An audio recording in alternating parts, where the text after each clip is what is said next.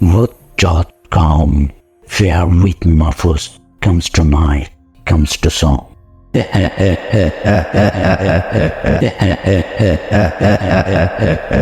সবার জীবনে জানা অজানা কিছু প্যারানর্মাল ঘটনা ঘটেই চলেছে। যার সাথে এই প্যারানর্মাল ঘটনাগুলো ঘটেনি সেই তিক্ত অভিজ্ঞতা কখনো বুঝতে পারবে না। যেভাবে লেখা আছে সেভাবেই পড়ছি। আসসালামু আলাইকুম মাহফুজ ভাই, আশা করি ভালো আছেন এবং ভালো তবে। আমার সেমিস্টার পরীক্ষা চলাকালীন ঘটনাটি স্টুডিওতে এসে বলা সম্ভব না। আজকে আমি যে ঘটনাটি শেয়ার করব, এই ঘটনাটি আমারও এবং আমার পরিবারের সাথে ঘটে যাওয়া একটি ঘটনা। আমার ঘটনাটি একটু বড়, আশা করি ঘটনাটি পড়ে শোনাবেন। শুরু করছি আমার ঘটনা। আমার সাথে যে ঘটনাটি, এই ঘটনাটি একটিমাত্র ঘটনা নয়, অনেকগুলো ঘটনার সমষ্টি বলা যায়। আমি আমার ছোট সময়ের ঘটনাটি দিয়েই শুরু করি। আমি তখন ক্লাস 1-এ পড়ি। আমাদের বাসার সামনে একটি ছোট মাঠ ছিল, যেখানে আমরা বন্ধু-বান্ধবরা মিলে ক্রিকেট খেলতাম। তো একদিন খেলার মাঝে আমি আউট হয়ে যাই। ফলে ব্যাটটা পরে ব্যাটসম্যানকে দিয়ে স্টাম্পের পিছনে দেয়ালে দাঁড়িয়ে থাকি পরবর্তী ম্যাচ খেলার জন্য। প্রায় 3-4 মিনিট দেওয়ালে হেলান দিয়ে দাঁড়িয়েছিলাম। আমার কেন যেন মনে হচ্ছিল যে কোনো নরম পেটির উপরে হেলান দিয়ে দাঁড়িয়ে আছি। আমি ভেবেছিলাম দেওয়ালে মশের গলনের কারণে এমনটা হতে পারে, তাই আমি বিষয়টি তেমনভাবে পাত্তা দিইনি। পরে মনে হলো যে সেই নরম জিনিসটা একটু উপর-নিচ হচ্ছে, যেমনটা একটা মানুষ নিঃশ্বাস নিলে হয়। এবার আমি ভয়ে পেছন ফিরে আমার পিঠের নিচে কোনো পোকামাকড় পড়ছে কিনা এটা দেখতে পিছন ফিরি। পেছনে তাকানোর সাথে সাথেই আমি উল্টে মাটিতে পড়ে যাই। দেখি যে দেওয়ালটা আমার থেকে মিনিমাম 4-5 হাত দূরে। যখন আমি অন্য কিছুর উপরে হেলান দিয়ে দাঁড়িয়েছিলাম, সেটাকে দেওয়াল মনে করে, অর্থাৎ আমি যেটাতে হেলান দিয়ে দাঁড়িয়েছিলাম সেটা আসলে কোনো দেওয়ালই ছিল না। দেওয়ালটা 4-5 হাত দূরে ছিল। আমার কাছে বলতে গেলে আমার সাথে আমার সমবয়সী একজন বন্ধু দাঁড়িয়েছিল, তাও 8-10 হাত দূরে দাঁড়িয়ে আছে উইকেট কিপার হিসাবে। আমি অদৃশ্য কার বা কিসের উপরে দাঁড়িয়েছিলাম এতক্ষণ। আমি আজও জানি না বিষয়টি আমার সাথে কী হয়েছিল সেদিন। এর পরের ঘটনায় যাচ্ছি। এই ঘটনাটি শুধু আমি না, আমার পুরো ফ্যামিলি ফেস করে। আমার বাবা একজন পেশায় ডক্টর।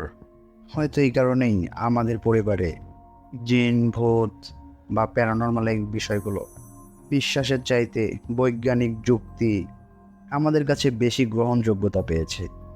আমি এখন ঘটনায় আসি। আমরা তখন আগের বাসাটি ছেড়ে দিয়ে নতুন একটি বাসায় উঠি। বাড়ির সামনে বড় একটি মাঠ ছিল, আর মাঠটি ঘেরা ছিল বাউন্ডারি ওয়াল দিয়ে, ফলে কেউ ঢুকতে পারতো না। তো সেই মাঠের আকৃতি ছিল একটা ফুটবল মাঠের মতো। এরপর আমাদের বাড়ির সাথে কিছু লিচু গাছ, তারপর ওই মাঠ, পরেই বাড়ির মেইন গেট। এই বাড়িটা নিয়ে আমি আর আমার ভাইয়া অনেক খুশি ছিলাম ঘটনা শুরু হওয়ার আগ পর্যন্ত। মাহফুজ ভাই, বলে রাখা ভালো যে আমার বড় ভাই আমার থেকে 3 বছরের বড়। প্রথম দিকের ঘটনাগুলো এত আহামরি ছিল না। আমি বাড়ির ভেতরে মাঝে মাঝে দেখতাম সাদা স্বচ্ছ কি যেন দৌড়াদৌড়ি করে এ পাশ থেকে ও পাশে চলে যাচ্ছে। দেখতাম বাড়ির সামনে সেই লিচু গাছের নিচে সাদা কিছু দাঁড়িয়ে আছে। সেখানে তাকাতেই সে খুব দ্রুত চলে যেত। একটা পর্যায়ে এগুলো দেখতে দেখতে মনের ভয় কেটে যায়, এবং এগুলো দেখে কোনো বিষয় মনে হচ্ছিল না তখন। একদিন ভাইয়া আব্বুকে বলে ভাইয়াও নাকি সেই সাদা অবয়বটি চলাফেরা করতে দেখত। এরপর ওটার দিকে তাকাতেই খুব দ্রুত সে চলে যায়। ভাইয়া যে এটা দেখে আমি জানতাম না। আমি যেগুলো দেখি সেটা আব্বুকে বলি। আব্বু ব্যাপারটা কানেই নিতেন না, বলতো এগুলো কোনো বিষয় না। যেহেতু আমরা কোনো ভয় পেতাম না, তাই এই বিষয়টা নিয়ে কোনো মাথা ঘামানোর কোনো প্রশ্নই উঠত না। এরপর 6 মাস পরের কথা। রাতের খাবার খেয়ে উঠেছি মাত্র, আমি শুনলাম গেটের বাইরে থেকে দাদুর গলায় কেউ ভাইয়ার নাম ধরে ডাকছে। আমি ভাবছিলাম হয়তো ভুল শুনছি। ওদিক থেকে ভাইয়া বলে উঠল, আচ্ছা এটা দাদুর গলা না? আমি তখন ভাইয়াকে বললাম, আমিও শুনেছি ডাকটা। একবার না, কয়েকবার শুনেছি। আবার চিন্তা করলাম, আমরা যেহেতু শুনেছি, আব্বু আম্মু হয়তো শুনেছে। এরপর আমরা আব্বুকে গিয়ে বিষয়টা বলি, বিষয়টা দেখে আসার জন্য। কিন্তু আব্বু যথারীতি বিষয়টা ইগনোর করে গেল। বলে রাখা ভালো যে এই ঘটনার বছরখানেক আগে আমার দাদু মারা গিয়েছিলেন। এসবের কী কারণ আমি জানি না, কিন্তু বাড়ি ছাড়ার কিছুদিন আগে আমরা শুনতে পাই যে আমাদের বাড়ির সামনের মাঠে কর্নারের কিছু অস্থি পাওয়া যায়। এবং বলে রাখা ভালো, লাশগুলোর অস্থি দেখে মনে হচ্ছিল যে অনেক বছর আগে যুদ্ধের সময়ের। আর জায়গাটা ছিল জঙ্গল। যদি সেই সময়কার যুদ্ধের লাশগুলো হতো তাহলে আশেপাশে কিছু একটা মিলতো বা জায়গাটা সংরক্ষণ করে রাখা হতো। এই লাশের সাথে ঘটনার কি সম্পর্ক তা জানি না, কিন্তু সবাই লাশের কথা উল্লেখ করে, তাই আমিও করলাম। যেমনটা আমি বলেছিলাম যে আমার ঘটনা কোনো একটি ঘটনা না, আমার ঘটনাগুলো অনেকগুলো ঘটনার মতন। তাই আমি পরের ঘটনায় যাচ্ছি। আমরা সেই বাসাটি ছেড়ে দিয়ে একটি নতুন বাসায় উঠি। আবার এটা বলতে গেলে একটা অ্যাপার্টমেন্ট, একটা ফ্লোরে 2টা করে ইউনিট। আমাদের পাশের ইউনিটেই একটা ফ্যামিলি থাকতো। যাই হোক, আমরা নতুন বাসায় ওঠার পর দিনগুলো ভালোই যাচ্ছিল। আমাদের ফ্ল্যাটটা ছিল টপ ফ্লোরে। বাসার ভেতরে বেশি আলো আসার কারণে ছাদের মাঝে একটা গ্রিল দেওয়া, লাইট পাসিং পিভিসি শিট দিয়ে তৈরি করা একটা ফাঁকা জায়গা ছিল। আমরা 2 ইউনিটের মানুষই সেটা শেয়ার করতাম, ওই ভেন্টিলেটরটা। একদিন রাত 2টার দিকে হঠাৎ করেই আমাদের সবার ঘুম ভেঙে যায়। স্পষ্ট শুনতে পেলাম কে যেন ভারী কিছু একটা দিয়ে ওই ভেন্টিলেটর লাইটটাকে জোরে বাড়ি মারছে। 2 ফ্ল্যাটের সবারই ঘুম ভেঙে যায় তখন। এরপর সবাই মিলে যখন আমরা ভেন্টিলেটর লাইটার কাছে গেলাম তখনও সেই শব্দটি হচ্ছিল। এরপর আমি চিৎকার করে বলি, কে কে শব্দ করে? উত্তরে কোনো জবাবই আসলো না। এক সময় খুব বিরক্ত হয়ে ছাদের চাবি নিয়ে ছাদে যাওয়া হয়। এবং বলে রাখা ভালো যে ছাদের গেটটা সব সময় বন্ধ থাকতো, আর আমাদের 2 ফ্যামিলির কাছেই চাবি থাকতো। আমরা শব্দ শুনতে শুনতে ছাদে চলে যাই। ছাদের গেট খোলার সাথে সাথেই শব্দ বন্ধ হয়ে যায়। আর ছাদে গিয়েও দেখি কেউ নেই। চারিদিকে অনেক খোঁজাখুঁজির পর দেখলাম সেখানে কেউ নেই। কেউ থাকলে এত দ্রুত কিভাবে পালাবে? এটা কিভাবে সম্ভব হলো জানা নেই, কারণ ছাদ খুললেই ছাদের সামনে সেই ভেন্টিলেটর লাইটটা, আর ছাদটাও বিশাল। ধরলাম কেউ দৌড়িয়ে পালিয়ে গেল, কিন্তু গেলটা কই? চোরের তো এত বড় ছাদে উঠতে পারার কথা না, আর ফ্ল্যাশ লাইটের মতো স্পিড থাকার কথা না যে এত দ্রুত চলে গেল। প্রথম কথা হলো, চোর তো নিঃশব্দে কারোর বাড়ির ভেতরে ঢোকার কথা। বাড়িতে ঢুকে সবাইকে জাগিয়ে চুরি করার কোনো যৌক্তিকতাও নেই। আর এই ঘটনাটি কয়েকদিন যাবৎ ঘটতে থাকে আমাদের সাথে। যখন সেই শব্দটি হতো সবাই মিলে সেই ভেন্টিলেটর লাইটের কাছে যেতাম, কিন্তু সেখানে গিয়ে কাউকে দেখতে পেতাম না। এরপর থেকে যখন ওইখান থেকে শব্দ আসতো কেউ আর ছাদে যাওয়ার সাহস করেন। এই বাড়িতে আর একটা জিনিস যেটা হতো, রান্নাঘরের সকল জিনিসপাতি নিজে নিজেই পড়ে যেত। একদিন আম্মুর সাথে রান্নাঘরে কি যেন একটা নিয়ে কথা বলছিলাম, হঠাৎ পেছনে থাকা একটা পাতিল দেওয়ালের সাথে জোরে একটা ধাক্কা খেয়ে বেশ উঁচু থেকে মাটিতে পড়ে যায়। আমি বিষয়টা দেখে তৎক্ষণাৎ ভয় পেয়ে যাই। আম্মু তখন আমার এই অবস্থা দেখে বলল, এটা কিছু না। আম্মু বলল, অনেকবারই নাকি এভাবে মাটিতে পড়ে গেছে। আমি তখন সত্যিই ভয় পেয়ে গিয়েছিলাম। ওই বাড়ির আরও একটি ঘটনা বলি। আমি আর আমার ভাই ছোটবেলা থেকেই একসাথেই ঘুমাতাম একই বেডে, কিন্তু ভাই আর এসএসসি এক্সামের আগে আমি রুম চেঞ্জ করি। আমি গেস্ট রুম থাকার জন্য সিলেক্ট করি। আমার মা অনেক রাতে তাহাজ্জুদের নামাজ পড়তেন। আম্মু আমাকে এসে বললেন যে গেস্ট রুমে আমি একা একা ঘুমাতে পারবো কিনা। আমি চিন্তা করলাম যে গেস্ট রুমে টিভি আছে, আম্মু অনেক রাত পর্যন্ত জেগে থাকে, আর ভাইয়ার সামনে পরীক্ষা, ভাইয়া অনেক রাত জাগে, মনে হয় না কারো কোনো সমস্যা হতে পারে। এরপর আমি গেস্ট রুমে থাকতে শুরু করলাম। হঠাৎ একদিন ঘুম ভেঙে যায় আমার। কি যেন বিছানায় খুব জোরে জোরে ঝাঁকি দিচ্ছে। আমি ভূমিকম্প ভেবে দৌড়ে ভাইয়ার রুমে চলে যাই। দেখি যে ভাইয়া স্বাভাবিকভাবেই রুমে পড়তেছে। তারপর আমি ভাইয়াকে বলি যে কোনো ভূমিকম্প হয়েছে নাকি। ভাইয়া বললো যে কই না তো, কোনো ভূমিকম্প হলে তো টের পেতাম। কিন্তু আমি চিন্তা করলাম যে খাট যেভাবে কাঁপছিল, এভাবে ভূমিকম্প হলে হয়তো বাড়িটাই ধুলোয় মিশিয়ে যাওয়ার কথা ছিল। কিন্তু এটাই শেষ ছিল না, আরও 15-20 বার একই ঘটনা ঘটে। পরবর্তী 1 বছরের ভেতরে এই ঘটনাগুলো ঘটে। মাঝে মধ্যেই ঘুম ভেঙে যেত। এর মাঝে আমার অনেকটা ভয় লাগতো, এবং আমার যখন ভয় লাগতো টিভি চালিয়ে বা অন্য কিছু করে এর থেকে রেহাই পেতাম। এরপর টিভি অন করেই আমরা ঘুমিয়ে যেতাম। এরপর একদিন আমার ঘুম ভেঙে যায় প্রচণ্ড শব্দে। শব্দটা এতই জোরে ছিল যে আমি প্রায় মশারিটা ছিঁড়ে বের হয়ে এসেছিলাম রুম থেকে। শব্দটা এত জোরে হয়েছিল যে আমার কানের পর্দায় তালা লেগিয়েছিল এবং অনেকক্ষণ বো বো একটা শব্দ হচ্ছিল কানের ভেতরে। তো মাহফুজ ভাই, এভাবেই আমার এবং আমার পরিবারের সাথে এরকম ছোট্ট ছোট্ট ঘটনা ঘটেই চলেছে। এই ছিল ঘটনাটি আশা করি ভালো লেগেছে আপনাদের। এবার আমরা পরবর্তী ঘটনায় চলে যাব। ঘটনাটি শেয়ার করেছেন আমাদের মর্ডার মোহাম্মদ ইয়াসিন। চলুন তার কাছ থেকে ঘটনাটি শুনে আসি। আসসালামু আলাইকুম মাহফুজ ভাই, আশা করি আপনি অনেক ভালো আছেন। আমি জানি আপনি সবসময় ভালো দলে থাকেন। তো আমি আজকে যে ঘটনাটি শেয়ার করব, ঘটনাটি হলো আমার এক ফ্রেন্ডের কাছ থেকে শোনা। ও যেভাবে আমারে বলছে আমি ঠিক ওইভাবেই বলছি। কই যাইবেন? রিক্সাওয়ালারে দেখে বেশ সুবিধার ঠেকলো না। কেমন রক্তলাল চোখ, তারপরে হরর মুখের চকিদারদের মতন এক্সপ্রেশন দিচ্ছে। আমি কিছুটা অস্বস্তি বোধ করলাম। তারপরে ভাবলাম প্রায় রাত 12টার সময় রিক্সার থেকে উন্নত কিছু আশা করা যায় না। জয়নপুর গ্রাম যাবেন। আমি কাঁধ থেকে ব্যাগ নামাতেই রিক্সাওয়ালা বলল 70 টাকা দিতে হবে। আমি বললাম এইটুকু রাস্তা 70 টাকা গেল। রিক্সাওয়ালা বলল এখানে 50 জনকে জিজ্ঞাসা করেন, যদি কেউ জৌনপুর গ্রামে যেতে চায় তাহলে আমি আমার কান কেটে রেখে দিব। আমি তখন দেখলাম চারপাশে কোনো মানুষজন নেই। রাত 9:30টার সময় শুধু ওই রিক্সাওয়ালা ছাড়া আর কেউ ছিল না। তো আমি কোনো উপায় নেই পেয়ে ওই রিক্সাওয়ালাকেই বললাম চলো যাওয়া যাক। রিক্সায় ওঠার পরে রিক্সার গতি দেখে অনেকটা ভালো লাগলো, কারণ 70 টাকা পোষায় যাওয়ার মতন গতি ছিল।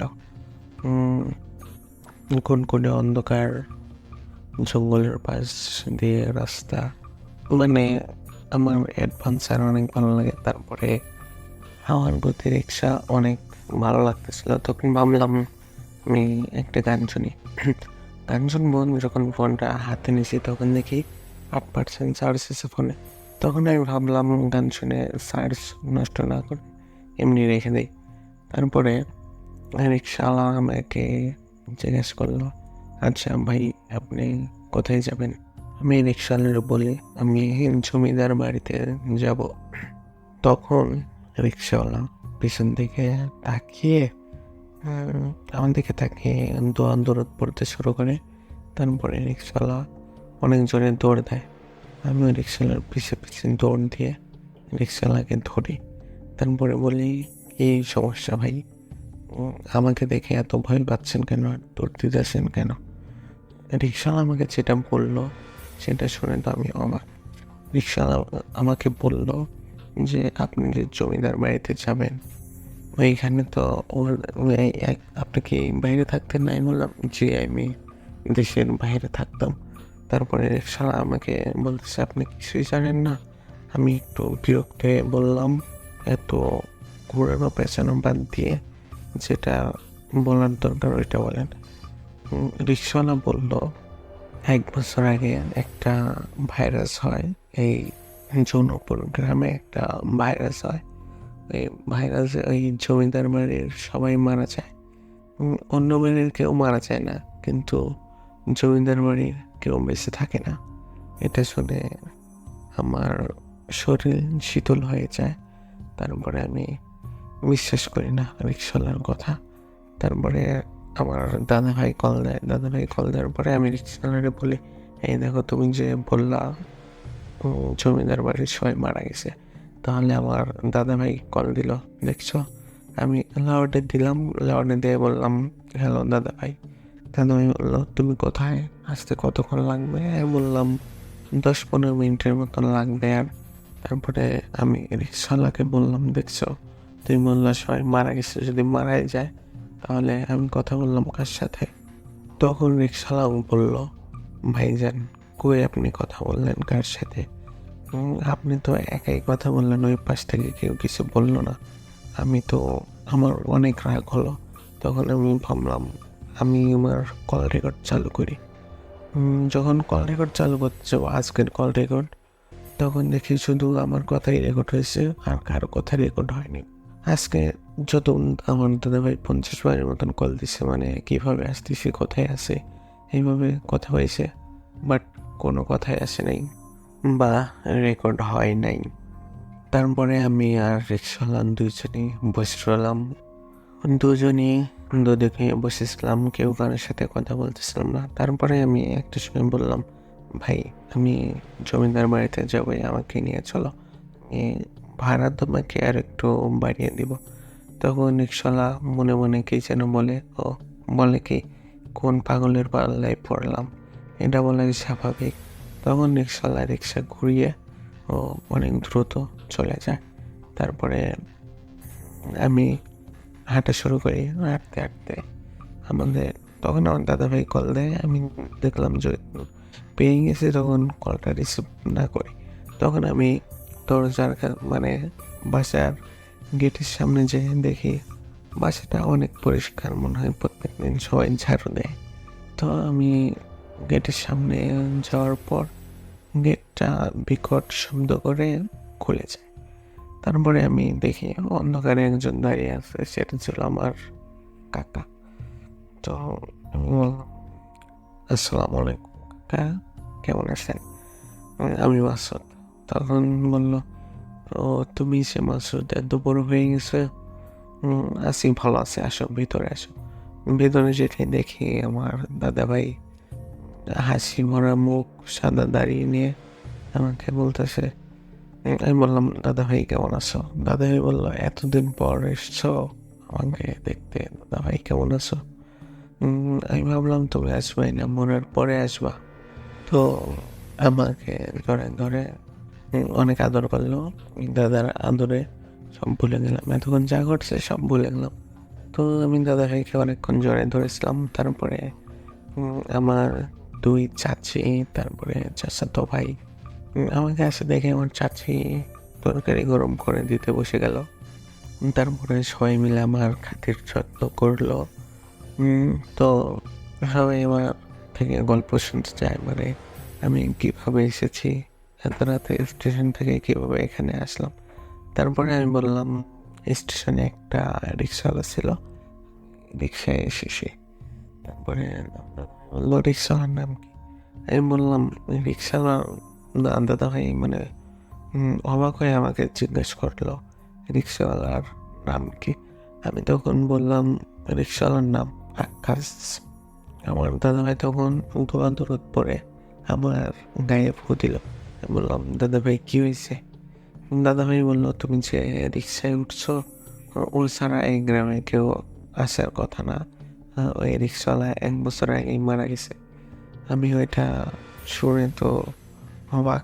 তারপরে ভাবলাম, রিক্সাওয়ালা বললো আমার দাদাভাইদের সবাই মারা গেছে।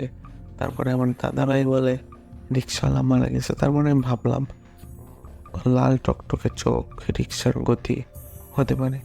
আমি ভাবতেছি, রিক্সাওয়ালা যদি আমার কোনো ক্ষতি করবে, তাহলে ও আমাকে রেখে পালাই গেল কেন?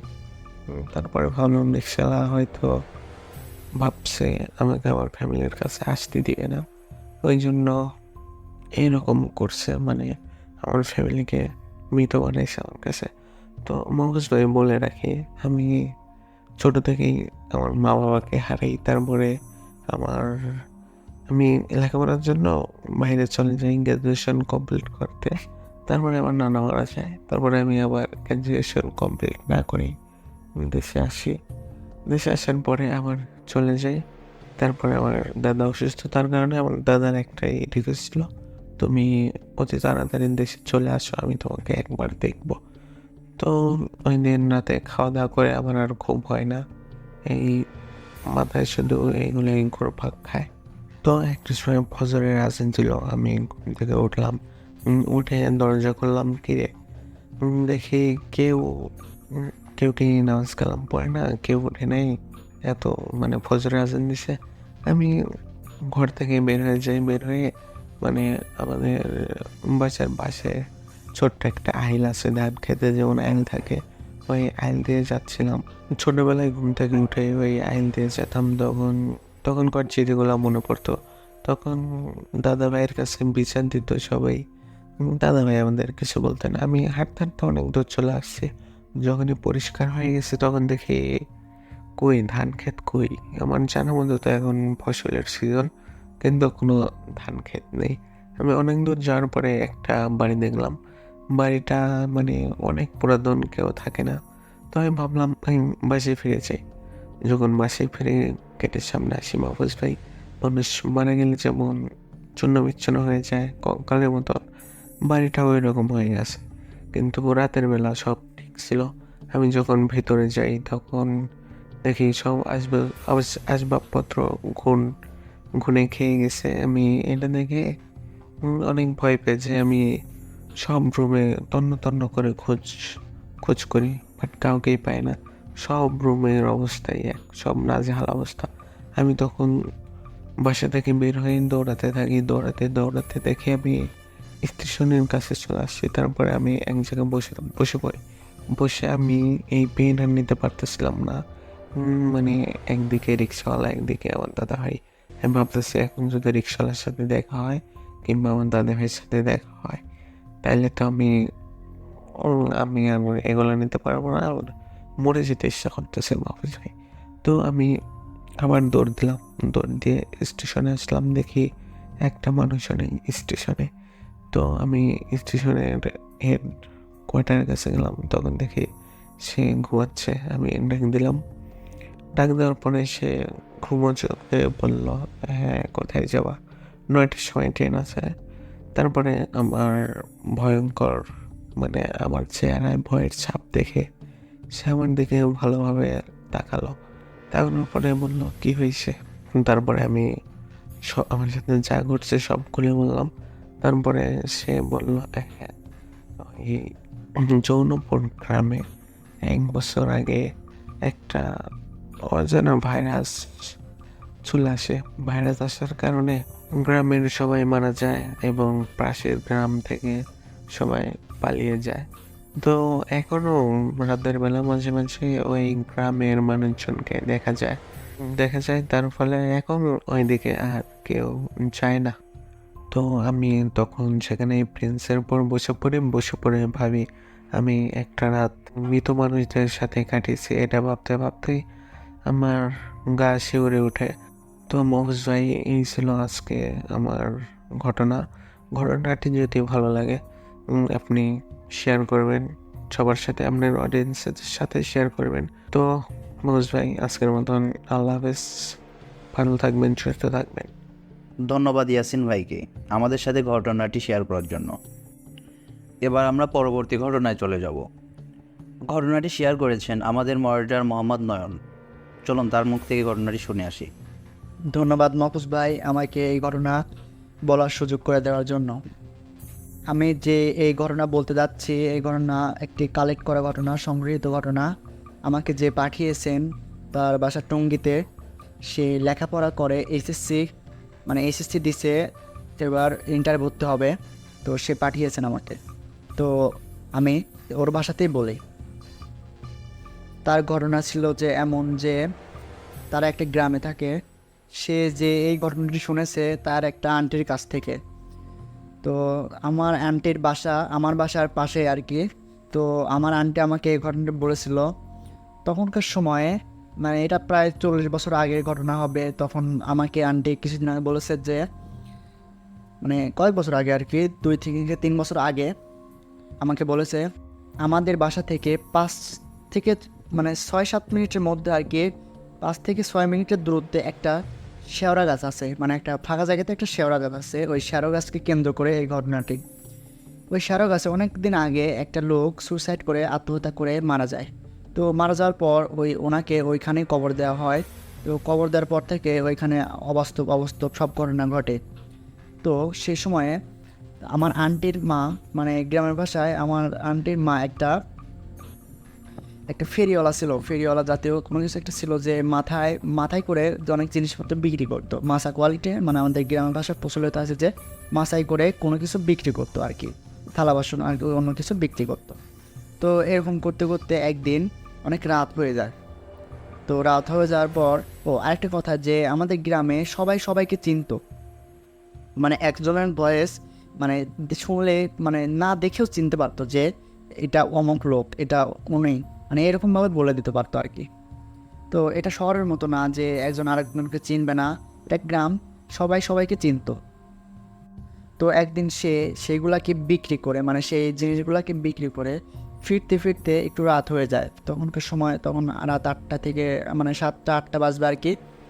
তো গ্রামে তো জানেন রাত 8টা মানে অনেকটা রাত, শহরের মতো না যে 10টার পর 12টার পর নর্মালি সবাই মানুষজন চলাফেরা করবে, হাঁটাহাঁটি করবে। তো গ্রামে 8টা অনেক গভীর রাত। আরেকটা কথা যে আমাদের বাসায় আসতে, মানে আমাদের মেন রোড থেকে মানে আমাদের বাসায় আসতে আর কি আমাদের 2টা পথ ব্যবহার করতে হতো। একটা হচ্ছে মেইন রোড, যেটা দিয়ে অনেক গাড়ি ঘোড়া চলাচল করতো আর কি কন্টিনিউয়াসলি, মানে অনেক যাতায়াত করতো মানুষজন, কিন্তু ওইটা দিয়ে পৌঁছাতে আমাদের বাসায় অনেক লেট হয়ে যেত, দেরি হয়ে যেত। আরেকটা পথ ছিল যে ওই মেঠো পথটা, মানে যে পথটাতে আর কি শ্যারো গাছটা পরে আসতে মোড়ের পর, মানে ওই শ্যারো গাছটা অতিক্রম করে আমাদের বাসায় আসতে হতো। তো ওইটা দিয়ে আমাদের সহজ পথ ছিল, কিন্তু ওই পথ দিয়ে খুব কম মানুষের যাতায়াত করতো আর কি, মানে যাতায়াত করতো না বললে চলতো। মানুষ ভয় একটু বেশি পেতো, গ্রামের মানুষ আর কি ভয় বেশিই পেতো, এই জন্য আর কি ওই রাস্তা দিয়ে মানুষজন খুব কম চলাচল করতো।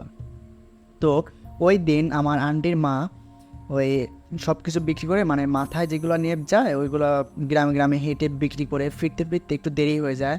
তখন বাজে রাত 8টা হবে, 8টা নাগাদ। তো সে বাসায় আসতে থাকে। আসার পর যখন উনি শেওড়া গাছের নিচে আসার পর উনি মানে ওর গাটা অনেক ভারী হয়ে যায়, মানে সে থমকে দাঁড়ায়। তো দাঁড়ানোর পর সে ওইখান থেকে আবার কোনো মতো চলে আসে। কিছুটা আসার পর দেখে যে 2টা বাচ্চা মানে রাস্তার মাঝখানে দাঁড়িয়ে আছে।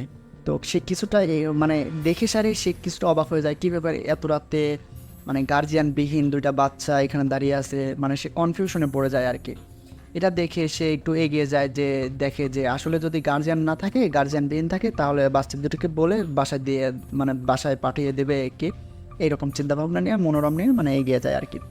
তো এগিয়ে যাওয়ার পর দেখে যে বাচ্চাটা কোনো কিছু নিয়ে মানে কোনো একটা জিনিস নিয়ে তাদের মধ্যে ঝামেলা করতেছে, ঝগড়া করতেছে এরকম। তো বা এগিয়ে যা আন্টিটা মানে আন্টির আম্মুটা এগিয়ে যাওয়ার পরে দেখে যে এরকম ঝামেলা করতেছে। তো আন্টিটা ওইটাকে ইগনোর করে, মানে আন্টির আম্মু ওইটাকে ইগনোর করে পাশ কাটিয়ে বেড়ে যেতে চায়। তো বেড়ে যেতে ডান দিক দিয়ে যদি বের হইতে যাইতে চায়, তো ওই বাচ্চা 2টা ডান দিকে চলে যায়। তো ডান দিকে যাওয়ার পর বা আন্টির আম্মু যখন বাম দিকে আসে, বাম দিকে মানে ওই বাচ্চা দুটিকে অতিক্রম করে যেতে চায়, ওই বাচ্চা 2টা বাম দিকে চলে আসে। তো এইভাবে করতে করতে আন্টি খুবই ভয় পেয়ে যায় যে এরকম কেন হচ্ছে, আসলে এটা মানুষ না হয়তো। আন্টি বুঝতে বাকি রইল না, কারণ আন্টি অনেক পুরাতন একটি লোক। আন্টির ওই সম্পর্কে ধারণা ছিল যে ওই জায়গাটা সম্পর্কে ধারণা ছিল যে এইখানে আসার পরে কেন এমন হচ্ছে, গার্জিয়ানবিহীন 2টা বাচ্চা তাও এইভাবে রাস্তার মাঝখানে ইয়ে করতেছে। তো আন্টির আম্মুর ধারণাই ছিল। তো সে বুঝতে পারার পর সে ওইটাকে কোনোভাবে অতিক্রম করে, মানে অতিক্রম করে আবার যখন কিছুটা যাওয়ার পর যখন সে আবার ওই 2টা বাচ্চাকে সামনে দেখে, তো দেখার পর সে ভয় পেয়ে যায়, মানে আতঙ্ক হয়ে যায় যে আবার এই বাচ্চাটা আমাকে অতিক্রম না করে আমার সামনে এসে দাঁড়ালো কীভাবে। তো এটা দেখার পর সে আবার ভয় পেয়ে যায়। তো ভয় পাওয়ার পর সে ওটাকে সে মানে ভাবতেছি যে এটা জিন জাতীয়, জিনের উপদ্রব কিছু একটা। এইটা ভেবেও সে ভয় না পেয়ে একটু শক্ত হয়ে নিজেকে শক্ত করে ওটা অতিক্রম করে মানে বাসায় চলে আসতে থাকে।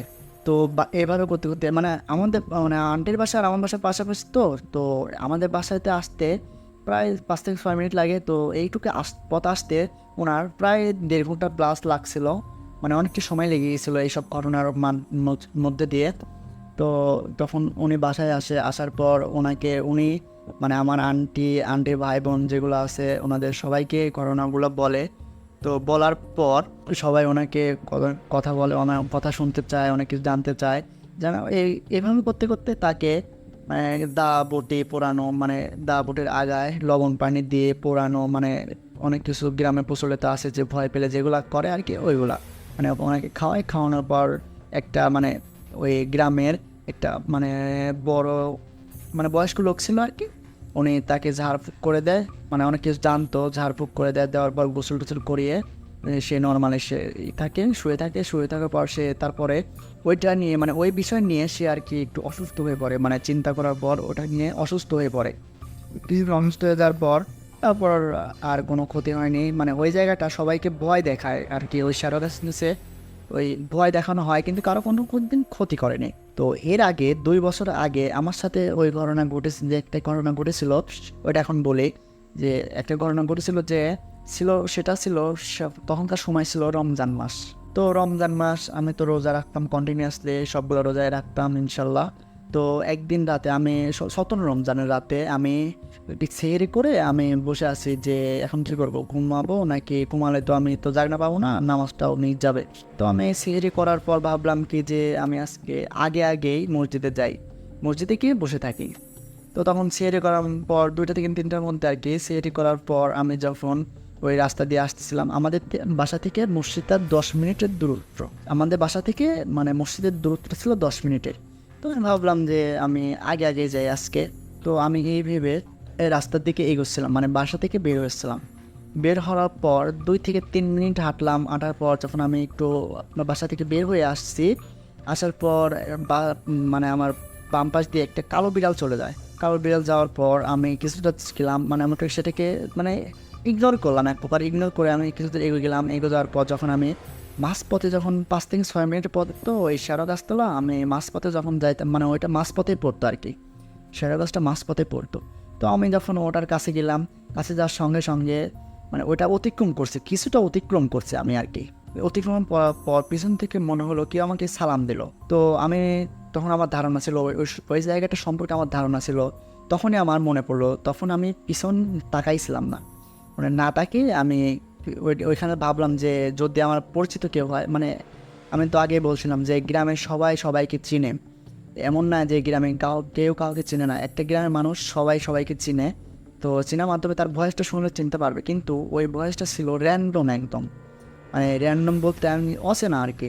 তো আমি ভাবলাম এটাকে অতিক্রম করে যাই, যদি ভয় কোনো কিছু থাকে তাহলে আর পিছন তাকাবো না। তো আমি এটাকে অতিক্রম করে সামনে গিয়ে দাঁড়াই, যদি আমার চেনা পরিচিত কেউ হয় সে তো অবশ্যই মসজিদে আসবে। কিন্তু তখন মসজিদে আসার মতো কেউ না, কারণ সেটা ছিল অনেকটাই ভোর রাত, কারণ ওই সময় মসজিদে কেউ আসবে না। আমি শুধু একাই যাচ্ছিলাম, মানে এই জন্য যাচ্ছিলাম যে আমি বাসায় থাকতে ঘুমিয়ে যাব, সেরে করার পর ঘুমিয়ে যাব। এই জন্য আমি আগে ওই দিকে মানে মসজিদের দিকে রওনা দিলাম, আমি মসজিদে গিয়ে বসে থাকবো। তো আমি ভাবলাম যে যদি কেউ আসে, সামনের দিকে কেউ আসে, তো তার সাথে হয়তো দেখা হবে যে আসবে। তো আমি সামনে গিয়ে দাঁড়ালাম, দেখলাম কি কিছুক্ষণ দাঁড়ানোর পর দেখলাম কি কেউ আসলো না। তো আমি ভাবলাম কি যে হয়তো কেউ না, আমি যেটা ভাবতেছি মনে মনে ওইটা কেউ হবে আর কি, ওটা চিন্তাতে কেউ কিছু হবে। তো আমি সেটাকে আর কেউ কিছু বললাম না, মানে কাউকে কোনো কিছু শেয়ার করি না এই পর্যন্ত। তো এই ছিল আমার ঘটনা, আমার সঙ্গে ঘটনা যে ঘটনা, এই ঘটনাটি। ধন্যবাদ নয়ন ভাইকে আমাদের সাথে ঘটনাটি শেয়ার করার জন্য। এবার আমরা পরবর্তী ঘটনায় চলে যাব। ঘটনাটি শেয়ার করেছেন আমাদের মডারেটর মোহাম্মদ হৃদয়। চলুন তার মুখ থেকে ঘটনাটি শুনে আসি। আসসালামু আলাইকুম মাহফুজ ভাই, আশা করি আপনি ভালো আছেন এবং ভালোর সঙ্গে আছেন। আজকে যে ঘটনাটি শেয়ার করব সেই ঘটনাটি বাস্তব না ঘটলেও একটা ভয়ঙ্কর স্বপ্ন। এই স্বপ্নটা যদি বাস্তবে ঘটে তাহলে আপনাদের কীরকম মনে হয়, কি হবে এই ঘটনাটি আপনারা কমেন্টে জানাবেন যে কি হতে পারে এই ঘটনাটি যদি বাস্তবে কারোর সঙ্গে ঘটে। তো বেশি কথা না বলে ঘটনায় যাওয়া যাক। আমার নাম মোহাম্মদ সোহাব আলী, আমার বাসা পাবনা জেলায়। আমার বাসাটা এমন হওয়ার কারণ, আমার বাসা ছিল অনেক ফাঁকে। তো আমার বাসা এইখানে হওয়ার কারণ একটাই, আমার বাসা এইখানে আসা হয় একটা কারণেই যে আমার বাসার অনেক দিন হওয়ার কারণে আমরা এখানে বেছে দেই, আমাদের ভিটা বাড়ি বেছে দেই। এবং আমাদের মানে রাস্তার পাশে একটা বই ছিল, তো এই বইটাই আর কি আমরা বাসা করি। তো আমার বাড়ির 2-3 সাইডেই মানে 3 পাশে হচ্ছে আপনার চক, আমাদের বিলের মধ্যে বাড়ি হয়ে যায়, এমন সামনে আমাদের রাস্তা। আমরা এখানেই বাস করতাম, কেউ এখানে থাকতাম। তো ঘটনাটা এমন ঘটে যে আমার ঘুমিয়েছিলাম, তো হঠাৎ স্বপ্নে দেখি এমন যে স্বপ্নে বুঝবে একদিনে যে হবে তা না, স্বপ্নটা হয়েছে আমার সঙ্গে পিট পিট না হলেও 4 থেকে 5 দিন হয়েছে, কিন্তু এটা আমি এখনো কারোরকে শেয়ার করি নাই। আপনাদেরকে শেয়ার করলাম। এখন এই স্বপ্নটি আমার সঙ্গে ঘটছে। এখন আমার কাছে কি যে হবে, এই ঘটনাটা যে কি ঘটবে আমি নিজেও জানি না। তো আপনাদেরকে আমি আর কি আগে শেয়ার করে দেই যে এই ঘটনাটি আমি রাত্রে স্বপ্ন দেখছি। আপনাদের কাছে এই ঘটনাটি আমি শেয়ার করলাম, জানি না আপনাদের কাছে পৌঁছাতে কতদিন কি পৌঁছাবে কিনা আমি জানি না।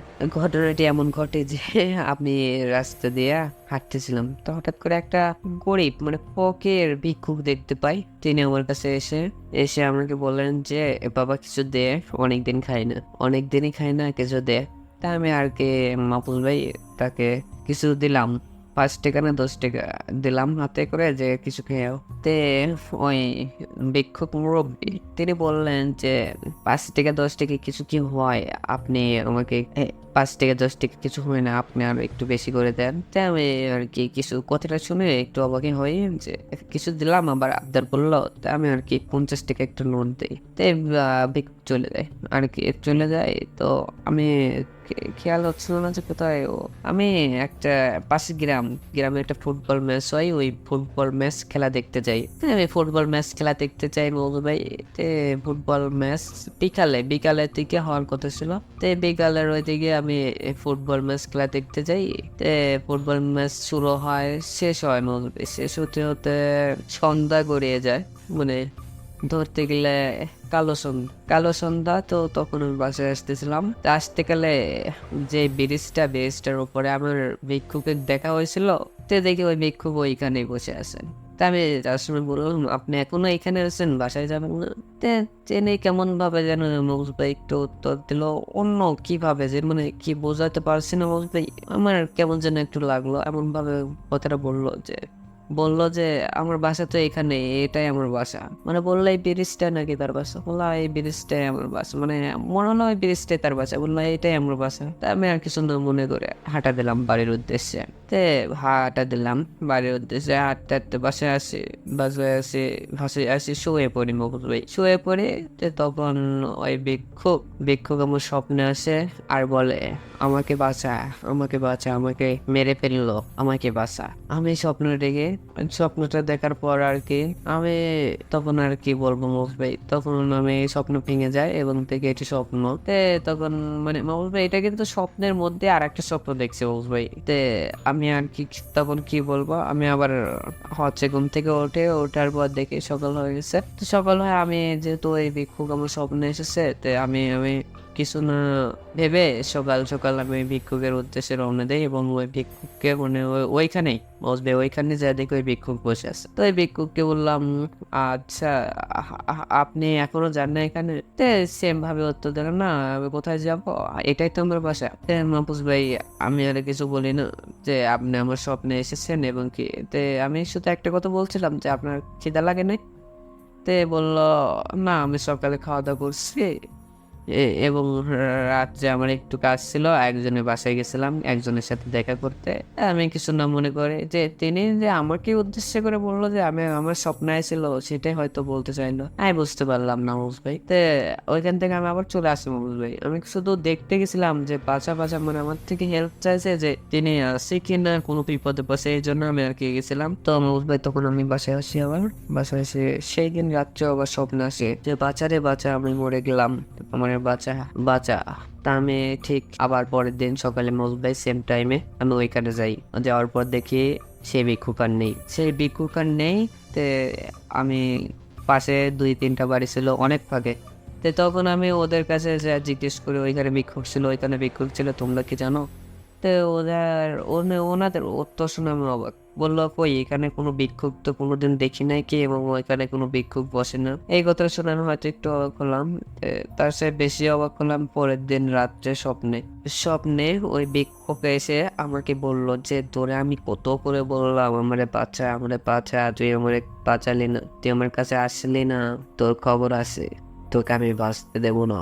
এই কথাটা শুনে মহফুজ ভাই আমি অনেক ভয় পেয়ে যাই, আবার স্বপ্ন ভেঙে যায় এবং সকালে উঠে আমি আবার কি বলবো মহফুজ ভাই, এই ঘটনাটি ঘটার পর আমি এবার একটু ভয় পাইছি। তার আগে আমি ভয় পাই নাই, এবার আমি একটু ভয় পাইছি কারণ ওইখানে ভিক্ষুক নেই। তখন মহফুজ ভাই আমি কি করব তখন আমার মাথায় কিছু আসতেছিল না। তখন আমি একটাই কথা ভাবছিলাম যে কিছুদিন পর আমি আমাদের গ্রামের বড় ইমাম সাহেব তার সঙ্গে দেখা করব। তে আর কিছু না ভেবে আবার রাত্রে ঘুম আসে যাই, মানে সেদিন কোথাও যায় না, বাসায় কাজ ছিল, কাজ সেরে আমি রাত্রে ঘুমাসি আর রাত্রে স্বপ্ন আসে, মানে স্বপ্নের মধ্যে সে আমার বন্ধু হয়ে আসে, এমন একটা বন্ধু হয়।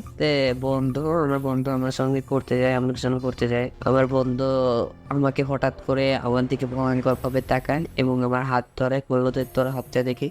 হাত ধরে আমার হাত ধরে একটানে আমার হাতটা ছিঁড়ে ফেললো। আমি এটা দেখি এমন ভয় পেয়ে যে এমন লাফ দিয়ে উঠে দেখি রাত প্রায় 2টা বাজে। তো ভাবলাম যে এটা আবার হয়তো স্বপ্ন দেখছি, বলবে আবার আমি কি করব, রাত্রে উঠে আমি পানি টানি খেয়ে আমি আবার শুয়ে পড়ি। শুয়ে পড়ার পর বলবে আবার স্বপ্নে আসার পরে আমারে বললো তুই আমারে বাঁচাস নাই, তোর জন্য আমি মরে গেছি, তুই আমারে বাঁচাস নাই, তোকে আমি মেরে ফেলবো। এই স্বপ্নটা আবার আসছে। আমি এবার ঘুম ভেঙে যাই। এবার সকাল, এই ঘটনাটি ঘটতে ঘটতে ভাই আজ থেকে মনে হয় আমি 4বার এই স্বপ্নটা দেখছি, কি 5বার স্বপ্নটা দেখছি।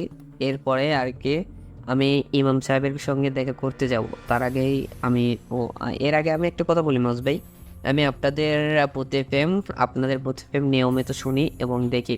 এই জন্য আর কি আমি ইমাম সাহেবের সঙ্গে দেখা করার আগে আপনাদেরকে এই যতটুকু আমার সঙ্গে ঘটেছে এই স্বপ্নগুলো আমি আপনাদের সঙ্গে শেয়ার করলাম। এরপরে আমার সঙ্গে এগুলো বাস্তব ঘটবে কিনা জানি না, এই জন্য আমি এইটা পাঠানোর পরেই আমি ইমাম সাহেবের সঙ্গে দেখা করতে যাব। কারণ ভাই এটা একটা কারণে আমি পাঠালাম, কারণ আমি আপনাদের প্রতি ফেম শুনি এই ঘটনাগুলো যেগুলো স্বপ্নতে দেখায় এগুলো নাকি বাস্তব ঘটে। এর জন্য আর কি আমি ভাই আগের থেকে আপনাদেরকে এইটা শেয়ার করলাম। তারপরে যদি বাস্তব কোনোদিন ঘটে ভাই, যদি বেঁচে থাকি তাহলে অবশ্যই আমি আপনাদেরকে আবার শেয়ার করব।